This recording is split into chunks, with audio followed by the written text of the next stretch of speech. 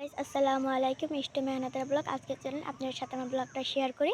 আজকে আমরা এসেছি খেতে যে এসেছি আজকে ব্লগটা মেনে নিই। এই যে ধান ক্ষেত, পুরো একদম কত সুন্দর ধান ক্ষেত। ও বাবা, পেক, অনেক পেক। এই যে দেখেছেন ধান ক্ষেত। আসলে ওখানে আর যাবো না, বাড়িতেই যাবো আজকে।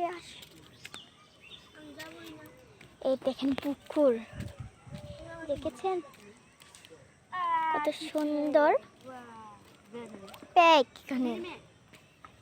তাই তো বলছি বৃষ্টি তো, তার কারণে আমরা এখানে বসে বসে ব্লগ বানাচ্ছিলাম। এখন আমরা বাড়িতে যাব। দেখেন ঘাস, এখানে ঘাস ঘাস, এই যে মাটি কেটে যাচ্ছে আমাদের পাকারে।